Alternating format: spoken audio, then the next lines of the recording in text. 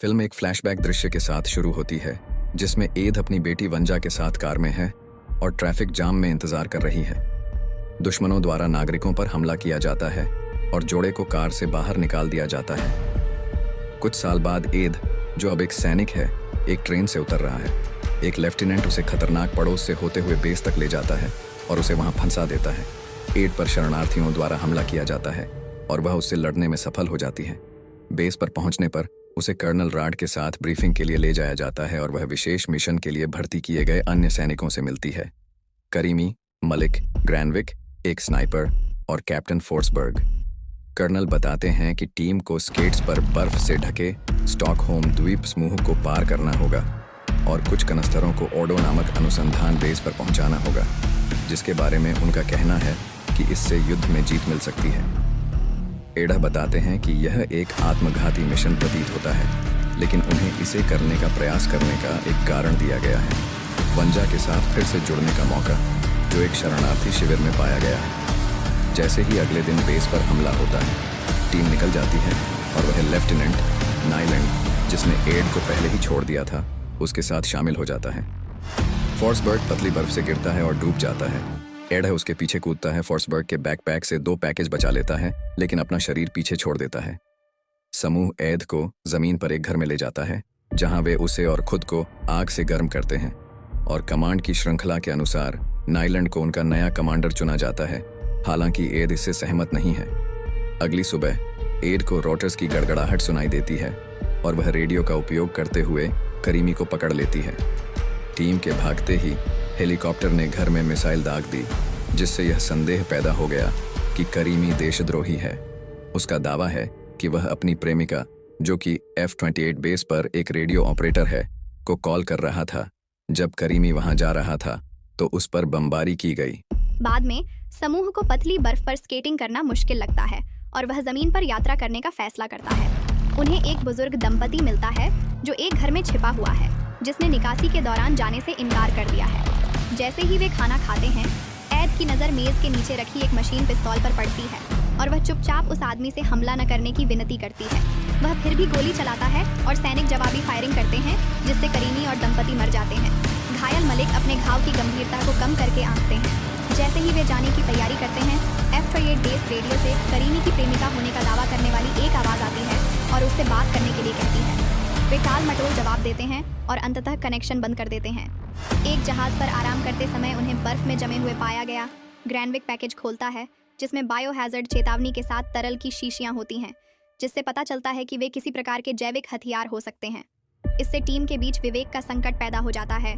जैसे ही मलिक धीरे धीरे अपनी चोटों से मर जाता है, वह जोर देकर कहता है कि वायरस युद्ध का अंत नहीं होगा, बल्कि हर चीज का अंत होगा। उसने खुद को सिर में गोली मार ली। बर्फ पर रोशनी देखने के बाद, जो दुश्मन सेना हो सकती है, एडेड शीशियों के साथ मिशन जारी रखने के लिए अकेला निकल जाता है। वह खतरनाक रूप से पतली बर्फ के पार आती है और स्केटिंग करने का प्रयास करती है, लेकिन बर्फ टूट जाती है और वह फंस जाती है। तीनों के पार करने का प्रयास करने से पहले ग्रैनविक और नाइलैंड ने उसे रस्सी से बचाया। ग्रैनविक ने बर्फ की ओर देखने वाली एक चट्टानी पहाड़ी पर एक पिल बॉक्स में एक अकेले मशीन गनर को गोली मार दी, इससे पहले कि तीनों बाद के साथियों के सामने आते जो जमे हुए थे। ग्रैनविक बताते हैं कि वह सेना में क्यों भर्ती हुए।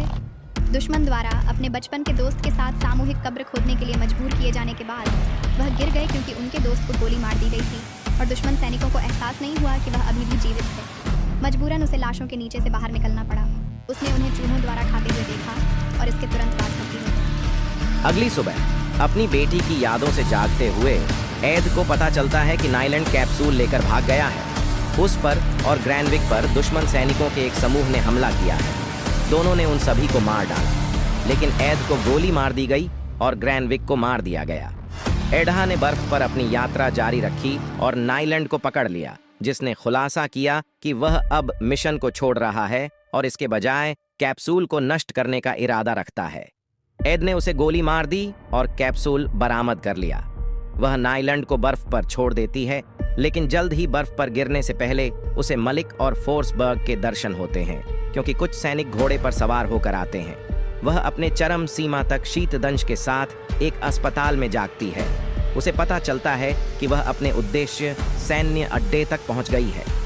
बेस कमांडर नॉर्ड द्वारा ऑपरेशन में सफल होने के लिए एड को बधाई दी गई पदक दिए गए और सेकंड लेफ्टिनेंट के रूप में पदोन्नत किया गया। घायल नाइलुंड अन्य सैनिकों के साथ देखता हुआ वह अपनी बेटी को देखने के लिए कहती है, लेकिन उसे बताया जाता है कि यह पैकेजों को बेस तक पहुंचाने की उसकी इच्छा शक्ति बढ़ाने का एक बहाना था। इसके बारे में जानने पर एड कमांडर पर हमला करता है, लेकिन नाइलैंड द्वारा उसे रोक लिया जाता है, जो उसके रोने पर उसे पकड़ लेता है। एड ने कैप्सूलों को नष्ट करने का फैसला किया और नाइलैंड को उनके निपटान के लिए अंतिम प्रयास करने के लिए मना लिया। वे उस प्रयोगशाला की ओर अपना रास्ता बनाते हैं जहां वायरस रखा जा रहा है।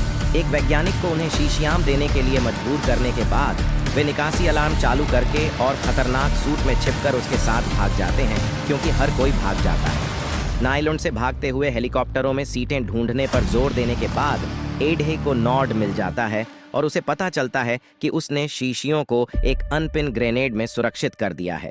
नॉड अपनी बेटी को उसके बारे में सोचने के लिए प्रोत्साहित करने की कोशिश करती है। एद कहती है कि वह बस यही करती है और वह चट्टान से उतरकर और ग्रेनेड विस्फोट करके अपना जीवन समाप्त कर लेती है।